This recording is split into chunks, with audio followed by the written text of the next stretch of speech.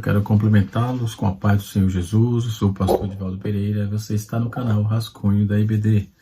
Nesta oportunidade estaremos comentando a lição da classe dos adultos, lição de número 2. Estamos estudando o primeiro trimestre de 2024. Portanto, a lição de número 2 será ministrada no próximo domingo, onde lição de número 2 será ministrada no dia 14 de janeiro. Nós estaremos aprendendo uma lição muito importante, que nos apresenta aí, nos fala sobre as imagens da igreja. Imagem ou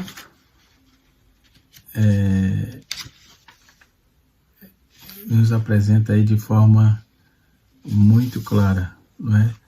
Nós estaremos aprendendo a lição de número 7, nossa lição de número 1 foi a origem da igreja, e a lição de número 2 é a lição de número que vamos aprender no dia 14. Estaremos aprendendo sobre aquilo que representa a igreja, não é? Pode ser, o comentarista colocou imagens, né? Ou figuras, por que não dizer, ok? Dentro disso nós vamos estar pensando um pouco. A leitura bíblica em classe está em Efésios, capítulo de número 5, verso de número 25 a 32. O título da lição é Imagens Bíblicas da Igreja, né? Veja o que diz o texto em Efésios capítulo 5. Vós marido, amais vossas mulheres, como também Cristo amou a igreja, a si mesmo se entregou por ela, para santificar com lavagem da água pela palavra, para apresentar a si mesmo gloriosa, sem mácula, sem ruga, nem coisa semelhante, mas santa e irrepreensível. Assim, devem os maridos amar a sua própria mulher, como o seu próprio corpo.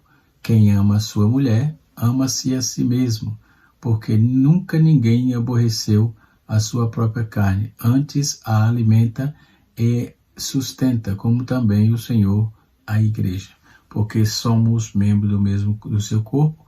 Por isso deixará o homem sua mãe, seu pai e sua mãe, unir-se à sua mulher, e serão dois uma carne. Grande é este mistério, digo-vos, porém, a respeito de Cristo e da igreja. No capítulo 2 de 1 Pedro, verso número 9 e 10, está escrito: Mas vós sois geração eleita, sacerdócio real, nação santa, povo adquirido, para que anuncieis as virtudes daquele que vos chamou das trevas para a sua maravilhosa luz. Vós que em outro tempo não eres povos, mas agora sois povo de Deus, que não tinhas alcançado misericórdia, mas agora alcançaste misericórdia. Então nós temos aqui a leitura bíblica em classe, e nessa revista Jesus, nessa lição, Jesus ele retrata uma série de imagens, por meio das passagens do Novo Testamento, né? Cada uma delas revela determinado pacto da igreja com Jesus, porque contém, podemos contemplar imagens, figuras que retratam o relacionamento e descrevem a função, ou mostram de que forma que a igreja é a habitação de Deus. Por isso, nesta lição, estudaremos as principais imagens bíblicas a respeito da igreja de Cristo, né? Então, imagens, nós temos aqui, o comentarista classificou 3 classes de imagem. Ele colocou aqui imagem que descreve um relacionamento. Depois, no tópico 2, ele colocou imagens que descrevem a função. E no tópico de número 3, ele colocou imagens que descrevem a habitação. Na imagem que descreve relacionamento, ele colocou noiva, primeira imagem, esposa, segunda imagem, noiva de Cristo, esposa de Cristo e rebanho de Deus. Isto é relacionamento. Nas imagens que descreve a função, ele colocou geração eleita, sacerdócio real, nação santa e povo adquirido, conforme está em Pedro, né? 1 Pedro capítulo 2.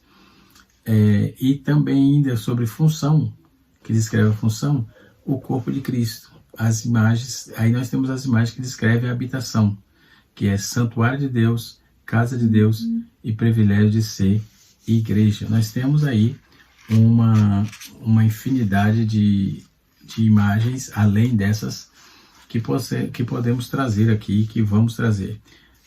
A noiva de Cristo, ela é sem dúvida uma imagem que a noiva de Cristo é uma das mais belas das Escrituras, né? Na verdade, a Bíblia usa tanto a figura da noiva como da esposa para representar a igreja. Primeiramente, a igreja é descrita como uma virgem pura. Convém destacar que a palavra grega para virgem aqui é paternos, que traduzida em 2 Coríntios capítulo 11, verso 2, como virgem pura, e é usada na relação à donzela que ainda não contraiu núpcias, né? É uma figura da igreja isso aqui, como noiva, trazendo a ideia de castidade, de pureza. Assim é a igreja de Cristo. Então, nessa lição também nós estamos sendo chamados a atenção para que possamos apresentar-se, né? Então, na primeira alusão, referência à importância das Escrituras, que se dão ao matrimônio, à instituição divina, quando comparado ao relacionamento entre Cristo e a igreja, né? E nós podemos ver que essa forma, né, primeiro, o primordial da igreja é fortalecer o casamento, isso em ação em curso, essas ações em curso que o maligno orquestra contra a família, enfim. Em segundo lugar, aponta aí para o desgaste, aponta para cuidar, para não ter desgaste no casamento, desmoralização, instituição da melhor representa o tipo de comunhão com Cristo, né? Então, esses símbolos, né, ou essas imagens da sujeição da igreja a Cristo. Então, o apóstolo Paulo usa para explicar a mesma atitude da mulher para com o marido. No entanto, a ideia aqui não é a sujeição imposta pela força ou por uma decisão unilateral, não, ilegalista, né? É o fruto de um amor intenso dedicado pelo esposo. Assim a Bíblia tipifica o amor da igreja por Cristo, né? Nesta questão ainda dessa divisão que eu fiz aqui, de relacionamento da esposa com Cristo, então assim, o relacionamento de Cristo com sua noiva, o amor que lhe dotava é de tal forma que demonstra um ato de redenção, é que se sente espontaneamente constrangida a ser-lhe eternamente fiel a viver sob sua abençoada liderança, né? Outro detalhe expresso no símbolo é que a pureza da igreja como a noiva resulta da entrega do Senhor por ela, né? Então, observe que a lição vem trazendo a dedicação de Cristo com a noiva. Consequentemente, a noiva tem que ter dedicação exclusiva, amar exclusivamente o noivo, que é Jesus, né? Nós vamos ver isso em 2 Coríntios capítulo 5, verso 14 e verso 15, né?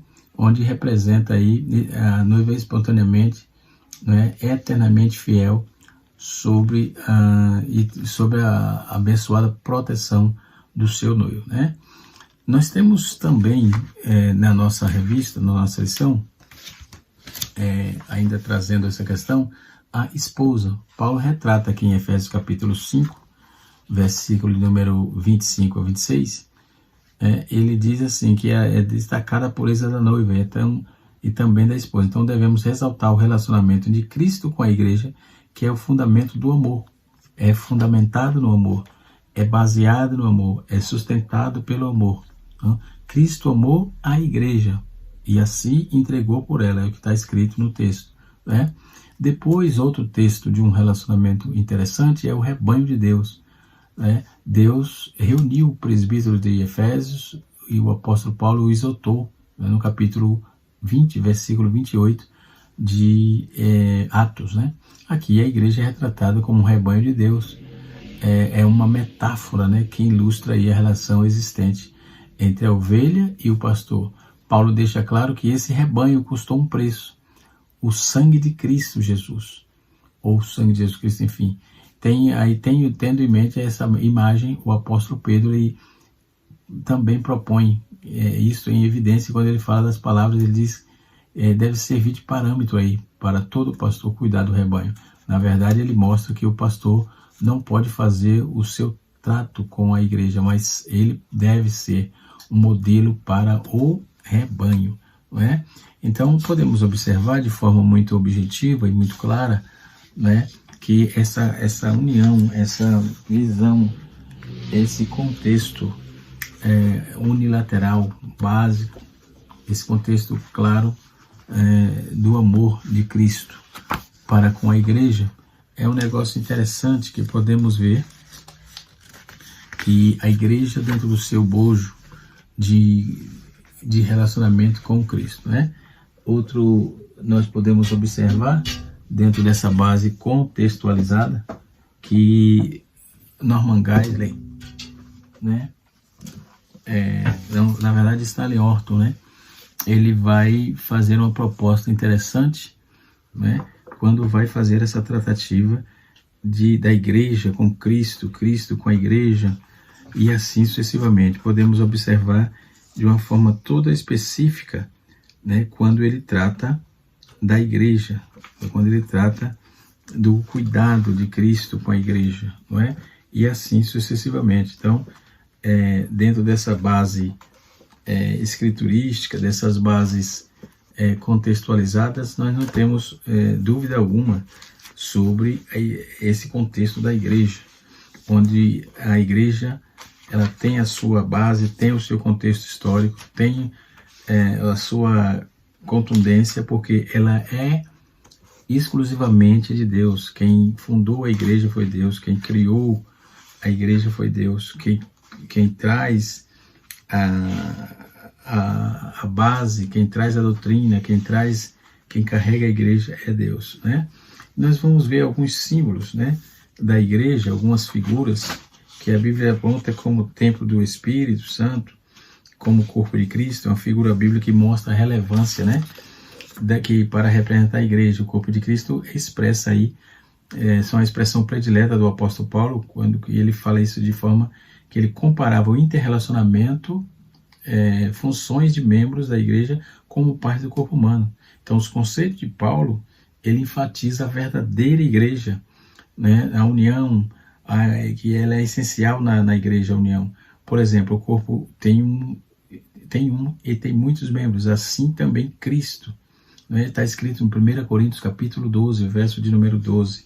Da mesma forma, o corpo de Cristo tem o propósito de funcionar eficazmente, né? Uma só unidade, também os dons do Espírito que é entrelaçada a essa questão, não é?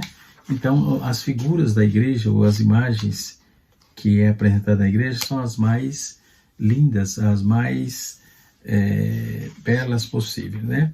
A igreja, ela é chamada, ela é povo de Deus. Então, a igreja ainda é templo do Espírito Santo. Dentro dessa metáfora do templo do Espírito Santo, confirma ainda mais que a terceira pessoa da Trindade habita na igreja, que é individualmente, quer individualmente ou quer coletivamente, ele habita na igreja, né? Outras figuras que podemos ver, ou outras imagens, além do conjunto do fator trinitário da figura da igreja, mencionada pura, que é povo de Deus, corpo de Cristo, templo do Espírito Santo, muitas outras vão poder observar na perspectiva da natureza da igreja, o retrato da igreja como sacerdócio dos crentes, que Pedro disse no capítulo 2, versos 5 e 9, da noiva de Cristo, em Efésios capítulo de número, conforme já disse logo no início, né?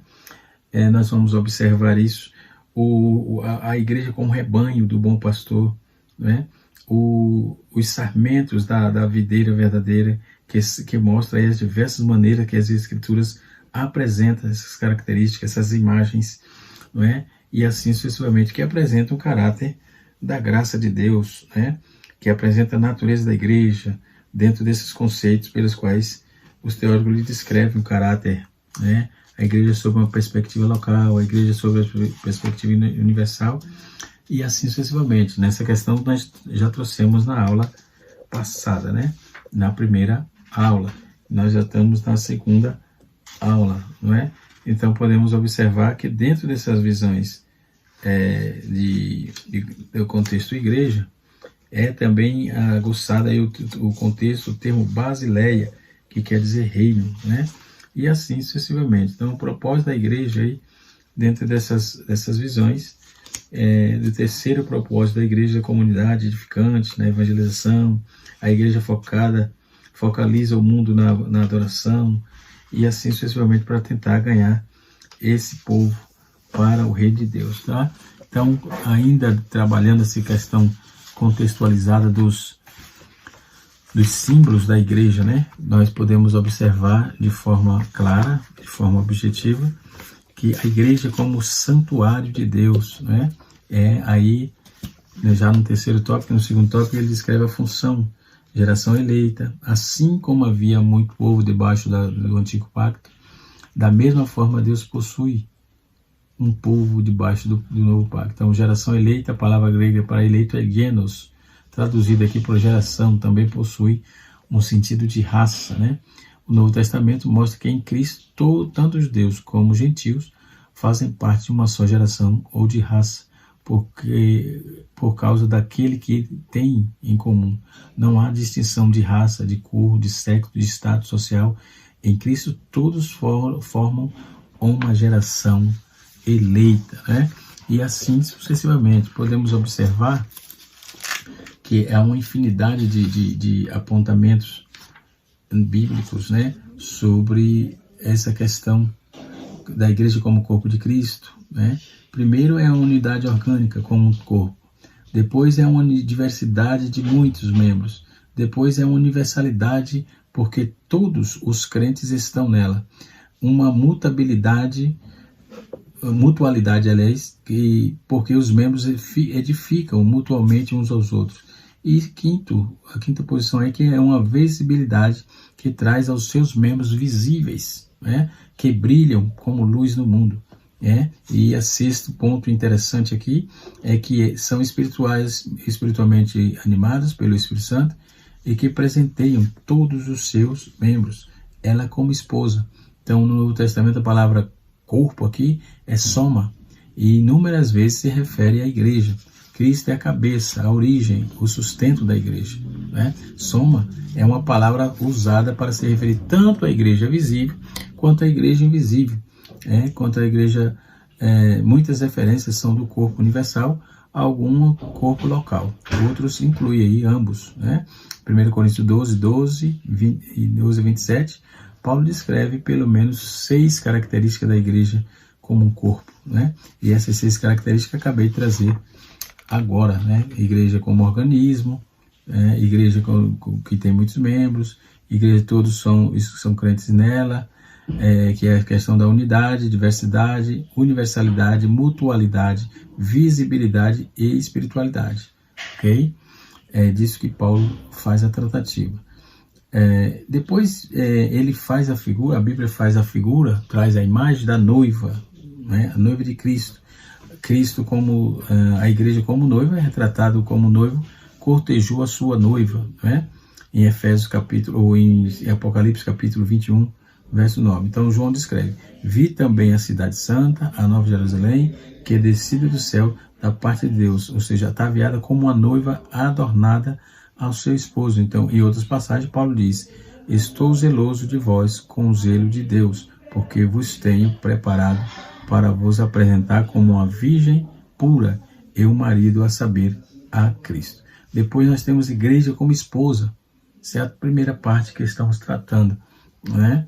Primeiro tópico. Do mesmo modo, a igreja é chamada esposa de Cristo, como marido, né, da esposa. Cristo é retratado no íntimo e amoroso relacionamento com a sua igreja, né? Depois nós temos os primogênitos de Cristo, nós temos a edificação de Cristo, uma casa espiritual, um sacerdócio real, um sacerdócio santo, um povo eleito, né? Outra vez, a epístola de Hebreus refere-se à igreja como os primogênitos, cujos os nomes estão escritos nos céus. Aqui também a igreja é vista como um relacionamento especial com Cristo, mediado de uma nova aliança, né? Depois somos a edificação de Cristo. Cristo é o fundamento da igreja, a principal pedra de esquina, capítulo 2, versículo 20 de Efésios, e 1 Pedro, capítulo 2, verso 7. Mas a igreja consiste em superestrutura de pedras vivas, edificadas sobre este fundamento. Vós também, como pedra vivas, sois edificados casas espirituais, sacerdócio santo, para oferecer sacrifício espirituais agradáveis a Deus por Jesus Cristo. No capítulo 2, versículo 5 de 1 Pedro. Depois nós somos considerados, tem a imagem também de casa espiritual, né? Embora as escrituras jamais usem a palavra igreja, referindo-se a um edifício físico, feito de tijolos, argamassa, e a igreja é descrita como uma casa espiritual. Cristo é o mesmo, ao mesmo tempo, fundamentado o construtor-chefe, né? Ele é o mesmo fundamento e é também o construtor-chefe desta casa espiritual. Depois Pedro vai fazer a tratativa, que é o segundo tópico aqui da lição. Deixa eu ver aqui. Que ele vai trabalhar a questão de sacerdócio real, nação santa, povo adquirido, não é? Ele vai fazer essa tratativa. Quando ele diz assim: Pedro usou uma série de imagens poderosas para descrever a igreja, sendo uma delas sacerdócio santo. Vós também, como pedra viva, sois edificada casa espiritual, sacerdócio santo. Isto demonstra não apenas o sacerdócio de todos os cristãos ou de todos os crentes, mas também aponta para o nosso grande sumo sacerdote, que vive sempre para interceder por nós. Vejamos o que está escrito em Hebreus capítulo 4, versículo de número 4. Depois Pedro usa também a imagem do sacerdócio real. A igreja como sacerdócio real, 1 Pedro 2,9, enfatiza a natureza régia do novo relacionamento, do nosso relacionamento com Cristo, o Rei com quem iremos reinar. João declara isso: por nosso Deus o fizestes reis e sacerdotes, eles reinarão sobre a terra. Apocalipse capítulo 5, no seu verso de número 10. Ele é o Rei dos reis e sacerdote dos sacerdotes, não é? Então nós reinaremos, serviremos de forma, seremos serviremos submissos a Ele, obtendo nele tanto exemplo quanto força, né? Depois Pedro vai tratar também sobre geração, povo eleito. Vós, igreja, sois geração eleita, sacerdócio real, nação santa, povo adquirido, para que anuncieis as virtudes daquele que vos chamou das trevas para a maravilhosa luz. Ele nos elegeu também como fundamento do mundo, para que fôssemos santos e irrepreensíveis nele. Efésios capítulo 1, versículo 4. Depois nós somos chamados também como povo de Deus, né? A natureza seleta desse relacionamento com Deus está de forma manifesta nessa expressão, que é vertida diversos modos, né? Diversas vezes. E nós somos povo particular. Na King James vai trabalhar essa ideia, né? Nação eleita, na RC, Revista Corrigida, vai trabalhar essa ideia. Um povo de possessão própria, né? Povo próprio de Deus, né? Um povo que ele, próprio dele, um povo próprio seu, um povo reclamado por Deus, absolutamente próprio de Deus, né? Nós temos aí também, não importa que toda a tradução que você vai ver em várias Bíblias, mas Pedro escreveu, vós sois, em outro tempo não eras, mas agora sois povo de Deus, que não tínhamos alcançado misericórdia, mas agora alcançaste misericórdia.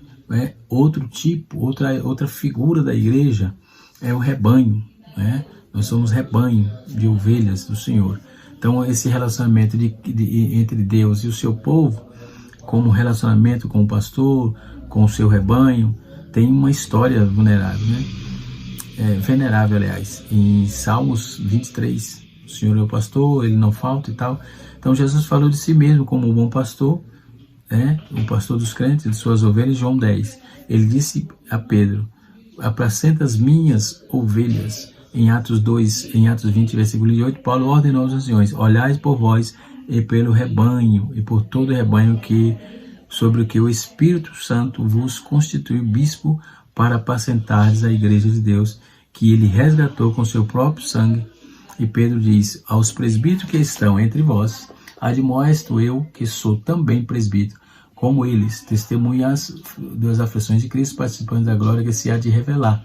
Apacentar o rebanho de Deus que está entre vós, tendo cuidado dele, não por força, mas voluntariamente, nem por torpe ganância, mas de ânimo pronto, nem como tendo domínio sobre a herança de Deus, mas servindo de exemplo ao rebanho. Tudo isso deve ser, de fato, servido ao grande pastor.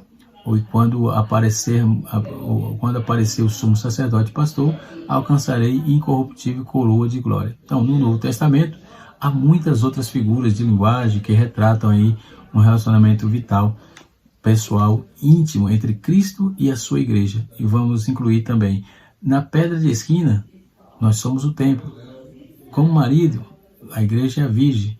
Como Cristo governante, a igreja é a cidade. Possuidor, Cristo, nós somos a possessão. Primogênito, Cristo, nós somos a família. Criador, Cristo, nós somos a nova geração, a nova criação. Herdeiro, nós somos a herança. Videira, nós somos as varas, e assim sucessivamente. Então é uma infinidade de figuras, de imagens que é proposta para nós outros aqui, Então eu queria trazer bem essa visão desse material. Eu dei aula na FAESP, Faculdade Evangélica de São Paulo, por 10 anos e 6 meses, ininterruptamente, todos os anos, todos esses anos. E outras faculdades também que passamos, e a matéria de eclesiologia, nós temos aqui, graças a Deus, bastante material, não só esse indicado aí pelas lições, mas temos sim material sobejos, Recomendo que os irmãos adquiram esse material aqui,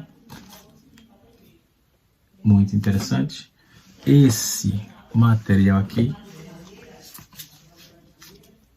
Teologia Sistemática. Tenho outras aqui, Teologia Sistemática, mas essas aqui, a CPAD bebe muito dessa fonte, E também escrita editada aí pela nossa casa publicadora, um material de grande relevância, Grande relevância para o aprendizado, para o nosso aprendizado, principalmente para essas lições que vem trazendo uma bibliologia, uma eclesiologia bastante concisa e muito apurada, Temos aí, sim, como lidar, como trabalhar, como fazer, como viver. Então, no terceiro tópico, ele fala sobre a imagem da habitação, que é o santuário de Deus, casa de Deus, Então, nós vamos trabalhar um pouquinho sobre essa questão de casa de Deus, Então, toda essa questão de povo de Deus, de comunhão, de koinonia, E nós temos aí bastante informação sobre essa questão, E o comentarista ele usa aqui: muito embora seja comum edificar a igreja a partir da sua estrutura arquitetônica, não é isso que a Bíblia identifica como sendo uma igreja. Ela é o templo do Espírito, nós já dizemos também. A igreja é retratada como sendo um santuário, uma habitação de Deus, de forma individual. E isto é uma verdade. E isto é um povo, uma realidade, Então, quando vamos à igreja, vamos ver a igreja dentro dessas figuras de corpo, templo e etc. e tal, podemos observar a relevância, que temos. O corpo, a igreja como corpo, vamos repetir as figuras, as imagens representativas da igreja. A igreja como corpo de Cristo, a igreja como povo adquirido, a igreja como habitação de Deus, a igreja como geração eleita, sacerdócio real, nação santa, povo adquirido, um santuário de Deus, uma casa de Deus, E a igreja, além de ser um corpo, a igreja também é um edifício, né? E o edifício tem os seus fundamentos, o edifício tem as suas bases, né? Edifício é o mesmo que dizer casa de Deus, e é um privilégio ser igreja, né? Aí tem os seus construtores, tem as suas bases, tem o seu material. E a igreja como noiva, né?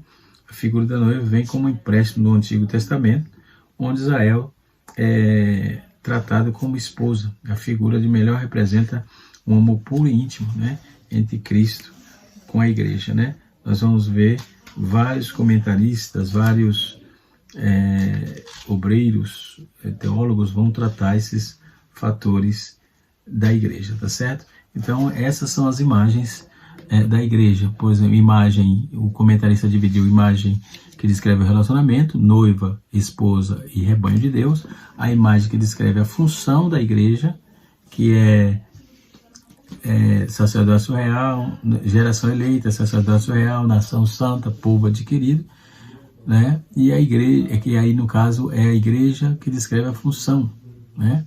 E corpo de Cristo. E depois nós temos aí também as imagens que descreve a habitação, santuário de Deus, casa de Deus. É um privilégio ser igreja de Deus. Que Deus em Cristo nos abençoe, que o Espírito de Deus continue falando de uma forma toda especial no nosso coração. Na próxima aula estaremos estudando sobre a natureza da igreja, né? Vai ser também a lição de número 3, muito interessante. Então não perca a próxima aula, tá certo? Ou na sua igreja ou aqui no canal, tá certo? Deus abençoe a todos, em nome de Jesus, canal Rascunho DBD, ensinando para transformar vidas. E até a próxima aula, se Deus assim quiser.